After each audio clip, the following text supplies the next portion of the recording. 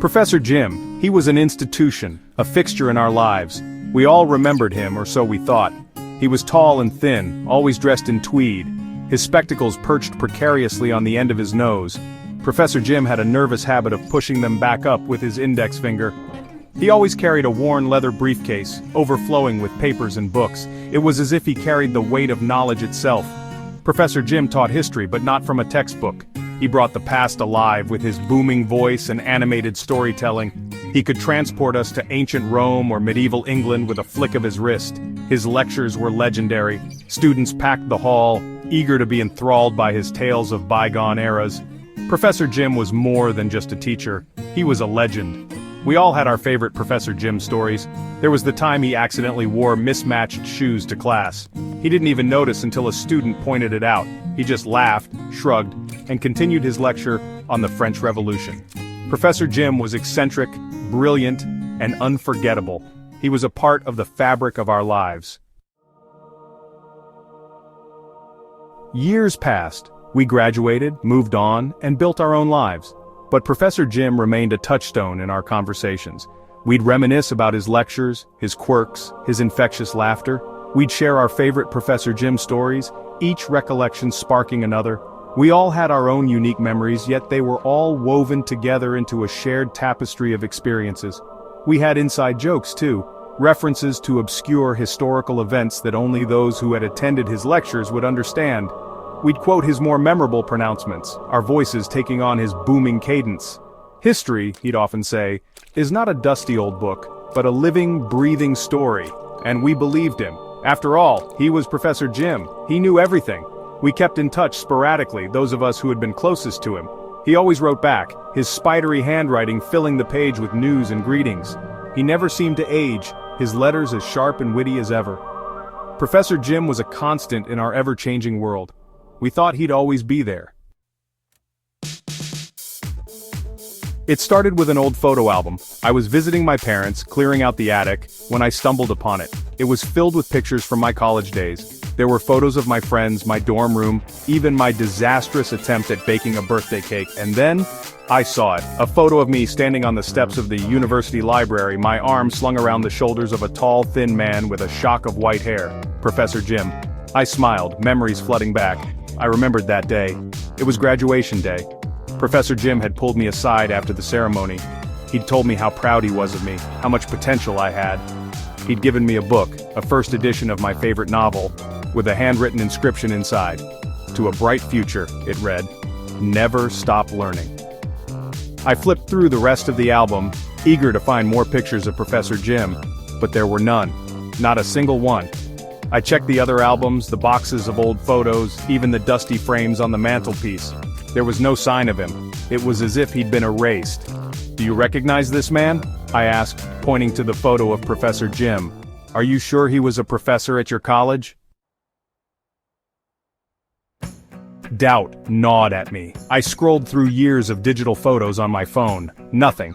I searched the university website, combing through the faculty directory. Professor Jim's name was nowhere to be found. Panic welled up inside me. It was as if he had never existed. Days turned into weeks, my obsession growing with each passing hour. I contacted the university archives, requesting access to old yearbooks and faculty records. I scoured online forums, hoping to find someone, anyone, who had even a sliver of a memory of Professor Jim. But my efforts were met with silence. It was as if I were searching for a ghost. How could someone so unforgettable simply vanish? And I was the only one who seemed to notice. The upcoming reunion offered a glimmer of hope. Surely someone would remember him. They had to. I eagerly contacted old friends, their voices filled with excitement as we reminisced about our college days. But when I mentioned Professor Jim, a strange silence fell over the conversation. "Professor who?" one friend asked, her voice laced with confusion. "You know," I insisted, "tall, thin, always wore tweed. Professor Jim? I don't recall anyone by that name," another friend chimed in, his tone apologetic. "Are you sure he taught at our college?" Their responses were like a punch to the gut. It wasn't just that they didn't remember him clearly, it was as if they had no recollection of him whatsoever. What was happening? The more details I provided, the more their expression shifted from confusion to concern. The reunion arrived, a cacophony of familiar faces and half-forgotten names. I scanned the crowd, my heart sinking with each passing moment. None of them seemed to recognize me. Or rather, they recognized me, but not the memories I carried. I found myself cornered by a group of old classmates, their faces etched with the passage of time. We exchanged pleasantries, reminiscing about shared experiences. Yet, an undercurrent of unease ran through our conversations. It was as if we were all dancing around a gaping hole, a void where Professor Jim should have been. Remember that time Professor Jones locked himself out of his office? One classmate chuckled, recounting a story I distinctly remembered involving Professor Jim. "Professor Jones?" I questioned, my voice barely a whisper. "Yes," he replied, his brow furrowed in confusion. "Tall, thin fellow, always wore tweed. He was a character, that one."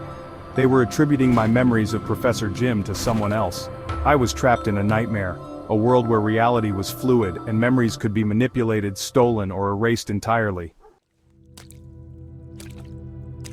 Panic clawed at my throat, threatening to consume me. I excused myself from the gathering, the air thick with unspoken tension. I stumbled outside, desperate for fresh air, for an escape from the suffocating unreality that had enveloped me. The night air was cool against my skin, the distant music from the reunion a haunting melody that grated on my nerves. I closed my eyes, willing myself to wake up from this nightmare, but the memories remained vivid and agonizingly real. Professor Jim's booming laugh, the scent of pipe tobacco, the weight of his hand on my shoulder as he congratulated me on graduation day. I opened my eyes, my gaze drawn to the flickering gaslights that illuminated the university quad, and that's when I saw him. Standing beneath the dim glow of a street lamp, his tall, thin frame enveloped in a long tweed coat, his white hair gleamed in the darkness, his spectacles perched precariously on his nose. Professor Jim, he was real. Relief washed over me, so profound it threatened to buckle my knees. I wasn't crazy, it was all true. He existed. "Remember?" I echoed, my brow furrowed in confusion. "Of course I remember, we all do." His smile faltered, a flicker of something unreadable crossing his features. "Do we?" he murmured, his voice barely audible above the rustling leaves. "Do we indeed?" He took a step closer, his gaze boring into mine with an intensity that sent chills down my spine. "Tell me," he whispered, his breath warm against my ear, "what do you remember?" And that's when it hit me. The chilling realization that shattered my world into a million pieces. I remembered everything, his lectures, his jokes, his unwavering belief in my potential, but I couldn't remember anything specific. My memories were impressions, feelings, vague recollections of a presence rather than a person. Professor Jim was gone, vanished into thin air, just as quickly as he had appeared. I was left standing alone in the deserted quad, the echo of his final question hanging heavy in the air.